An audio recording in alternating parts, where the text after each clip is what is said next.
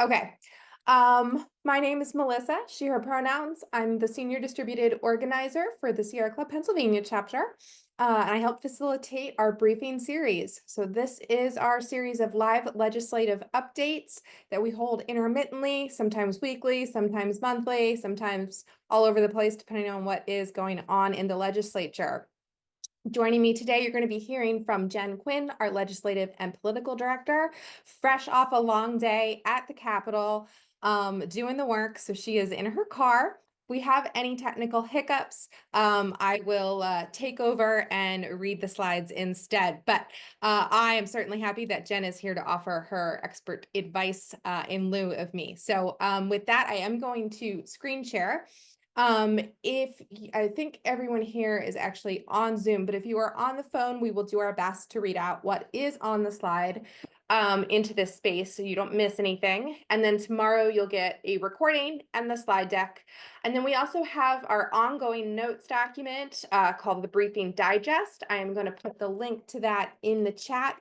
It is not entirely updated based on what is in our presentation tonight. I will finish updating it as soon as we are off here. So there's been lots of things coming up, late breaking things. So we'll have that updated for you by the end of the day today, and then you'll get everything as a package tomorrow. Okay, with that, I am going to go ahead and screen share and turn it over to Jen.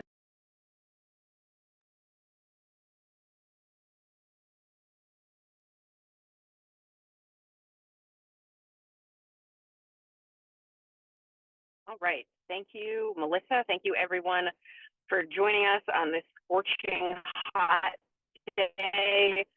It's June in Harrisburg, so it's a very, very busy time. Next slide, please. Just want to give folks a brief update on.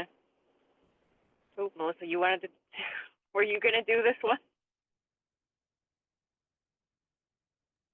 Oh, all the content's the same. I just added the graphics about calling the leader and action alert. Yeah, okay, yes, excellent. It's just the graphic. It's the same content. Yeah, so I'm looking at a very tiny screen, folks.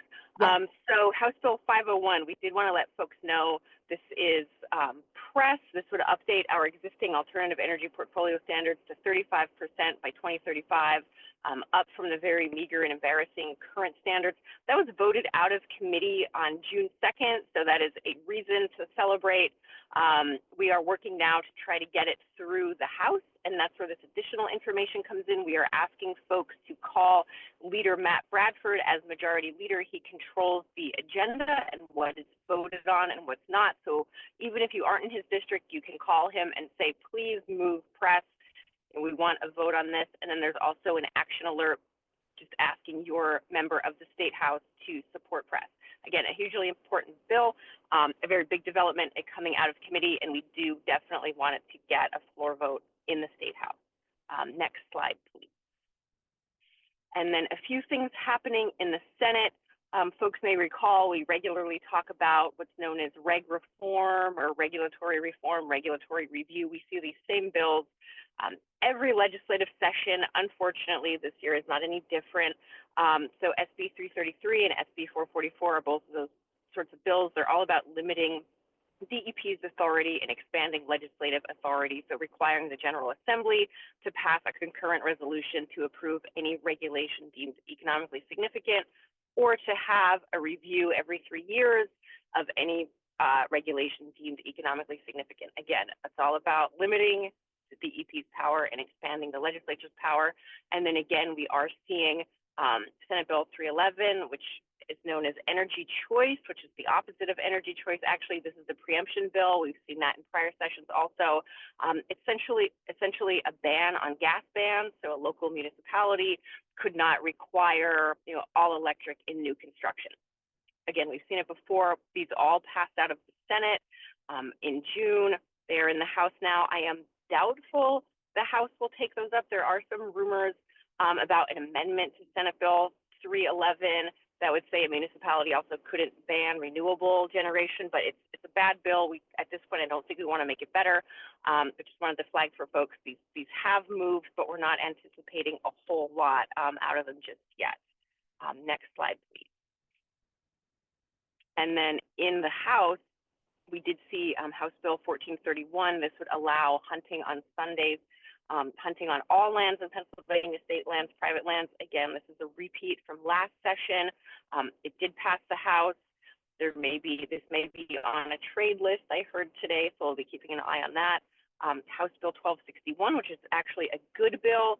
This would ban PFAS containing firefighting foam. I heard some good news about this today also. We have our fingers crossed that there will be a vote on this before the end of June. That would be amazing, and get it over to the Senate and hopefully get it passed before the end of session. And then House Bill 502, I have a feeling a lot of folks on this call have been hearing about House Bill 502. I know Howard, if he's on, sent me an action alert he received about 502. This is, again, part of the governor's lightning plan. This establishes the RESET board, or the Reliable Energy Siting and Electric Transition Board. Again, the administration loves a good acronym.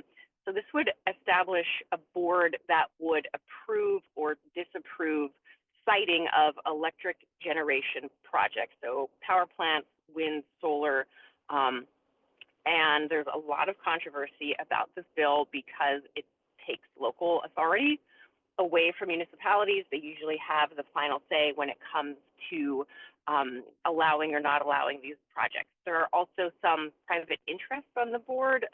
The president of the building trades, the president of the Pennsylvania Chamber makes up the board, in addition to like the secretary of DEP and the secretary of the Department of Economic and Community Development. It does apply to all electricity generation projects. So it could be nuclear, it could be gas, it could be wind, solar. We know that the intent of the bill is to build more wind and solar, because wind and solar are the projects that are constantly getting held up when it comes to local opposition, local zoning being changed to stop them. So the intent of the bill is good and well-meaning. It is heavy-handed, to say the least, right now. It is scheduled for a committee vote on Wednesday. I don't know if that's going to happen or not. I do know that there are a host of amendments, a pile of amendments that the environmental community has introduced to make it better. I think at the end of this call, we can get into that a bit more. I want to hear more about the amendments.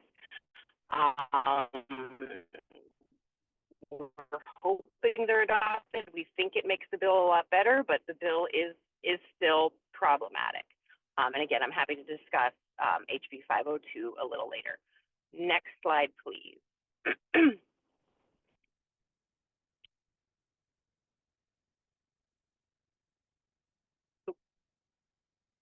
Can you hear me? Thank you. There must be a technical delay here. The state budget, as I mentioned, it is June in Harrisburg. There is, I've heard, long, difficult, and protracted from Minority Leader Costa in the Senate.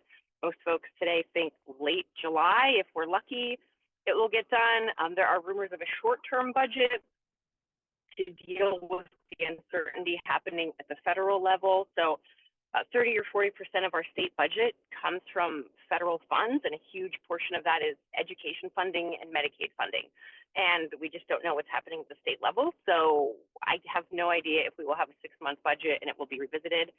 Nobody really wants to revisit the budget, but we do know that Appropriations Chair Martin in the Senate has been putting that out there many, many times. And I'm sure folks have heard all about the transit funding shortfalls across the state, and SEPTA especially. So very big dollar issues that are impacting the budget, and so it's making it much, much harder to sort of come up with the bottom line numbers when we don't know what we're getting from the Fed. And then I will flag whole home repairs. We worked on that bill previously. It was passed and funded a few years ago in the budget preservation program, with Senator Saval and Argyle leading that, because it's been stalled. It was stalled last session and did not get any funding. And the sentiment that we were told on that is, if you can find an additional $25 or $50 million in the budget, we will fund it. So not a whole lot of optimism there. Senator Argyle tends to get things done, especially in the budget. So I'm a little hopeful there, but I have no idea where the funding would come from for that program. So that's a bit disappointing. Next slide, please.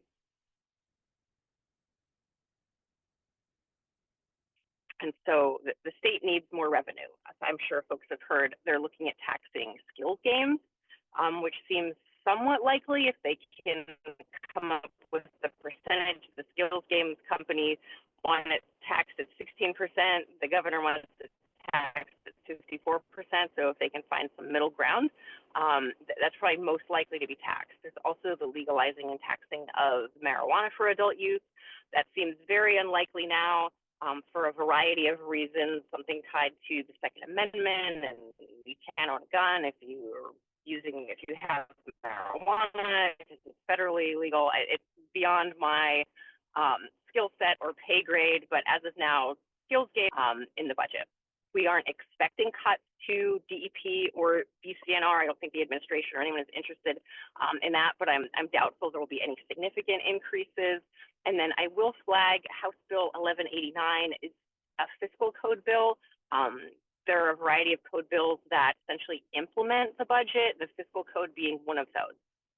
It was amended last year with some really problematic language that says the federal Solar for All money that was granted to the state cannot be used without legislative approval. In the House, that language was recently amended out, which is good. With $156 million that can be used for solar projects in the state. So that bill is now over in the Senate. We will see what the Senate does with that. I have a feeling it will probably be a bargaining chip when it comes to budget negotiations, but we're glad to see that that language removed, and hopefully we will see that money being spent soon if they can get on the same page when it comes to budget negotiations and this piece of language. Next slide, please.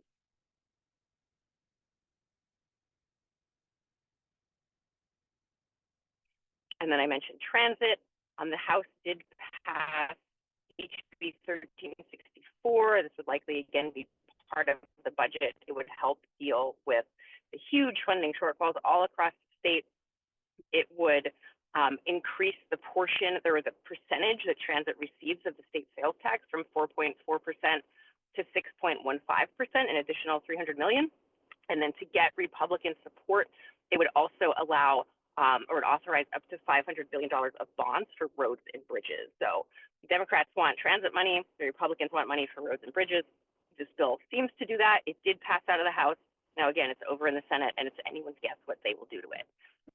Next slide, please.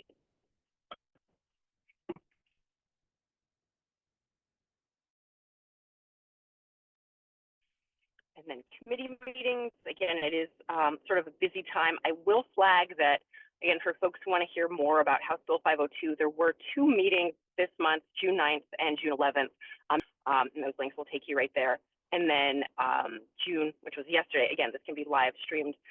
There was a voting meeting on House Bill 364, which reestablishes the EQB's authority to set bonding limits for the conventional oil and gas industry, a long-standing power they have had that was stripped a few years ago. So this would reauthorize that. And then a resolution that would direct a study on conservation officer salary, which seems like pretty small potatoes. And then Senate Bill 109, this is a bill that pops up again and again. I don't know anything about it. It's something called a groin structure in Lake Erie that prevents erosion.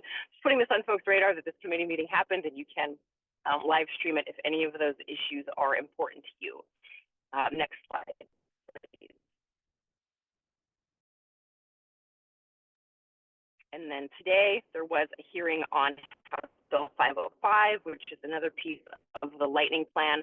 This deals with the state's energy efficiency policy. Again, this can be live streamed. We'll make sure we have those links in the notes document if you did not see that. And then I did flag tomorrow there is the HB 502, the reset board voting meeting, very likely voting meeting in the Energy Committee on that very controversial bill. Next slide, please.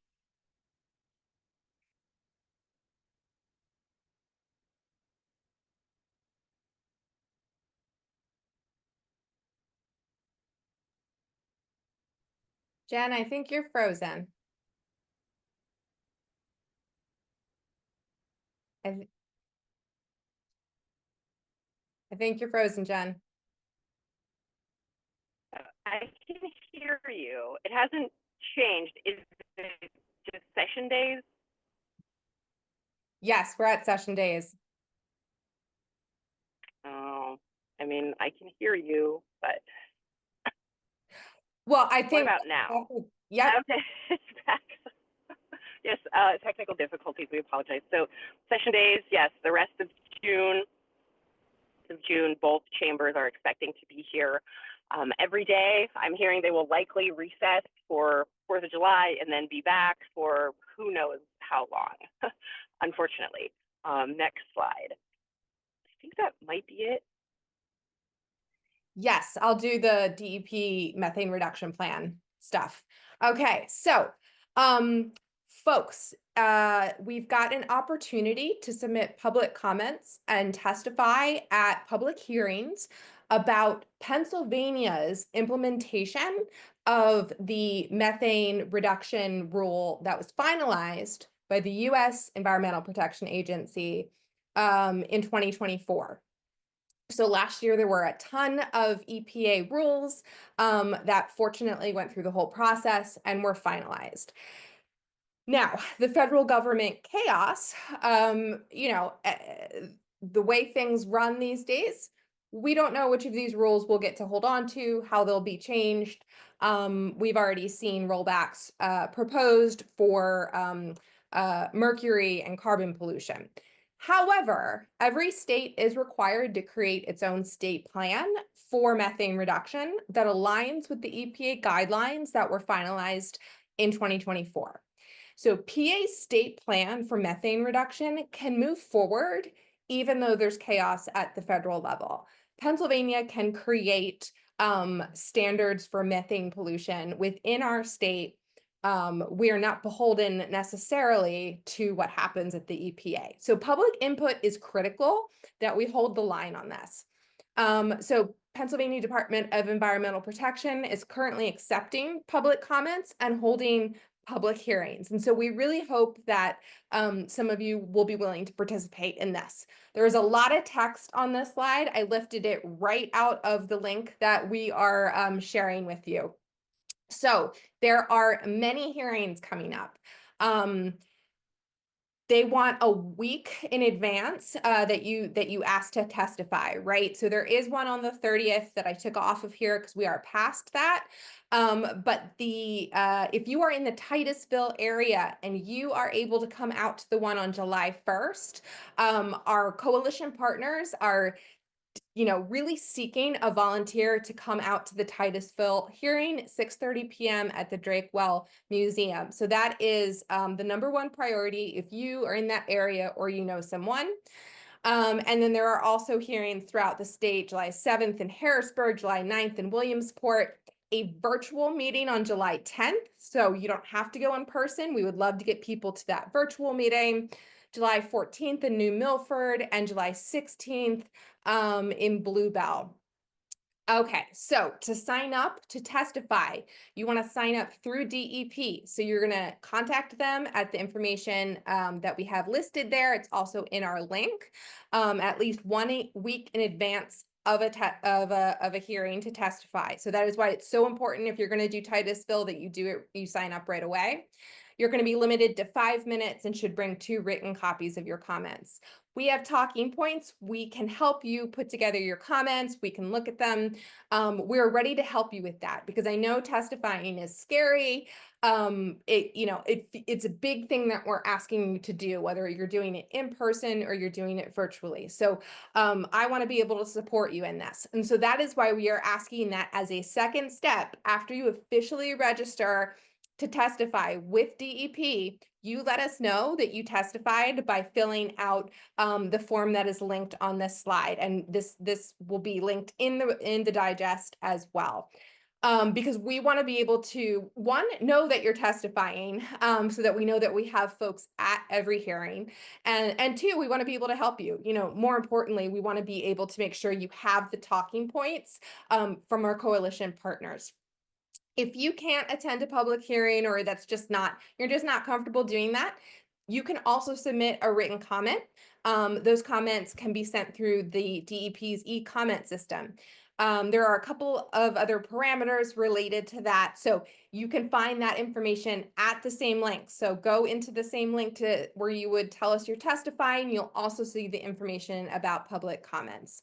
So right now we're really prioritizing getting people to the hearings, and then we're going to lean in a little bit more to the comments after we kind of get our hearings advertised. Um, okay, and then here's our page of action alerts that are currently live. So the new one is about press, as Jen was talking about in her first slide, HB 501. We have an action alert for that you can click into. It gives you the information about calling Leader Bradford, and as well as gives you the form to send your message to your rep. And then our other ongoing action alerts are still available. If you have not already filled those out, please do so.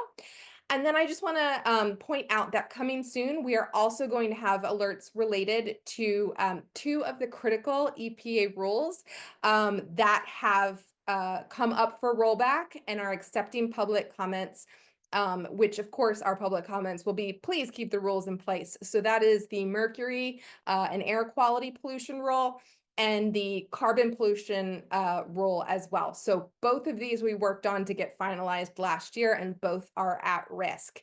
So please just keep your eye out on your email, because I will be sending information about those, how to submit those public comments through our email lists if we don't have a briefing in the meantime. Our chapter advocacy team is not meeting in July, so we will return the first Thursday in August. If you're not already on our team list, that's also a great way to get all of these action updates. So I encourage you to fill out the volunteer interest form for that. We do not have a briefing scheduled for next week. Again, just please keep your eye on your email. We've been scheduling these as enough content comes up, versus in past years when we've done, a set of 6 in a row. We're trying to be mindful of your time and only scheduling these when we have something important to bring to you. So I'm going to stop screen sharing, and then we have a little bit of time for questions. Jen is still with us, at least to answer questions. So if anyone has a question, either raise your hand and put it in the chat, or at this point just come off mute and ask your question. So can you hear me? I have a question. Yes, go ahead, Gary. So early on, Jen mentioned that the goal is to jack up the AEPS requirement to 35%. So for a little context, what is it right now, and what was it 10 years ago? And do you have some other numbers? Yeah, Where is the it was established in 2004, and right? it set a goal that by I think 2020, 2021, we would be at 18% total. So 10% of that, the cleanest sources like solar, wind, tier 1, and then tier 2 sources, which are things like waste coal, burning household trash, are 8%. So it would go from 18% to 35% by 2035, and then 50% by 2050 is the goal. Oh, Gary, I think you're on mute, but I also wanted to put into the chat, we had a webinar last night about all 6 bills in the lightning plan. The recording is not ready yet, but the slide deck is. And so the comparison between AEPS, what's in it, and the percentages with press is in this slide deck. So feel free to click in and you can kind of see it all laid out. And then, yeah, stay tuned for the recording. I'll get that out to folks, I promise. Thanks.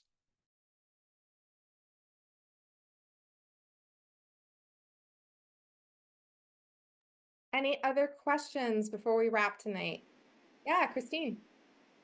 So did I understand correctly that if we want to make a comment on the methane issue, we should click on the same thing that we would use to make a comment on the other legislation through Sierra Club? Or to do testimony? and that you'll direct us towards how to navigate the system for the methane comment? Go, it has its own page. So everything related to the methane comment period is all in this link, which I'm going to put into the chat here.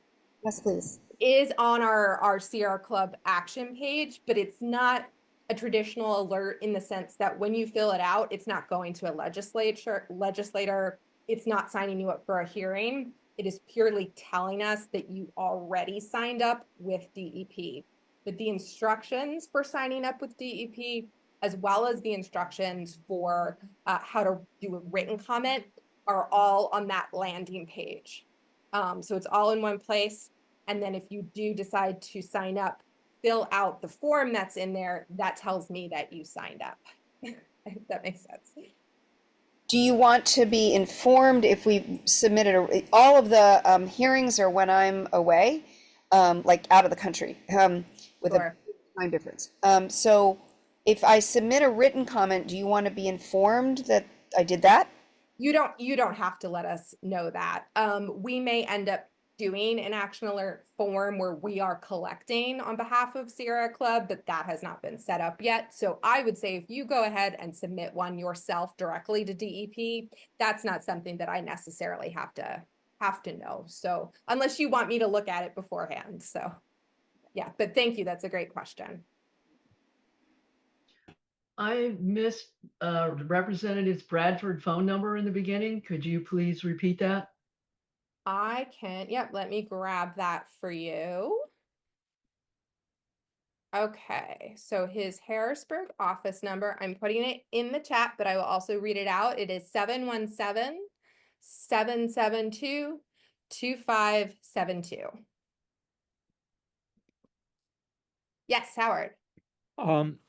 Could you or Jen please tell us more about House Bill 502? It seems that there are positive aspects to it and very negative aspects, and I'm not sure what the Sierra Club's stance is at present. Sure. So our stance right now is probably opposing or slightly opposed.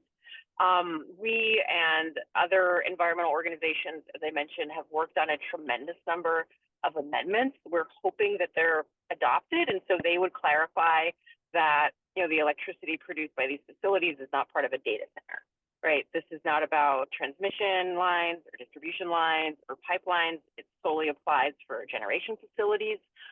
There are amendments to vastly improve the public participation requirements of the bill that were very meager.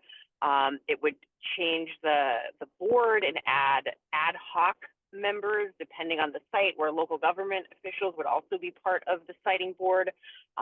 We offered amendments, and I think, again, hoping they'll be accepted, that would require host benefit agreements, requiring the development of state siting standards. So we are working to make the bill better and as good as it can be. I don't know if we will ultimately end up supporting it or not, because there are still concerns, right? When you're saying anything that isn't zoned residential by January 2024 is open, right? That's sort of problematic. When you're limiting the scope of an appeal to the EHB, to the administrative record, that's also problematic. But I do think there are very serious efforts to make the bill drastically better. Now, that will not change that local authorities are losing power over this decision. But again, we are working to make the bill, as good as it can possibly be. And I think it's also important to keep in mind the intent of the bill, which is to build more wind and solar that are being held up at the local level. But again, I think it's a very, very difficult situation, very difficult bill, but happy to continue talking about this as things evolve. Sounds like we need to hold off at this point till things resolve. Yeah, I think so. If the hearing actually happens tomorrow and the amendment is adopted, I think that's a place where folks can sort of regroup and reevaluate what the bill is and how it's working, and if that sort of alleviates a lot of the concerns that people had. And I think it will. I still don't think the bill will be perfect. And so, yeah, we will be reevaluating our position the same way a lot of our partners will be to see where we ultimately end up. Yeah, so we are not supportive yet. We are working just to make it as good as it can be. Thank you. Christine.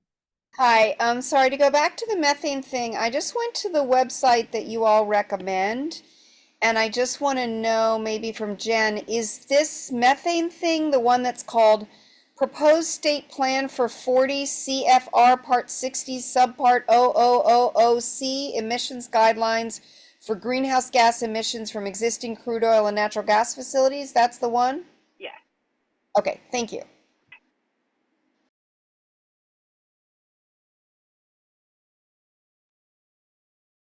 All right, folks, we are at time. Please feel free to reach out. I'm going to get the digest updated so that is ready to go. And then, of course, everything else will come out with this recording tomorrow. So I appreciate everyone coming over tonight. Stay cool. Take care of yourselves. Check your pets and your neighbors. Be thinking of you. All right. Hang in there, everyone. Thank you. Thank Bye. you.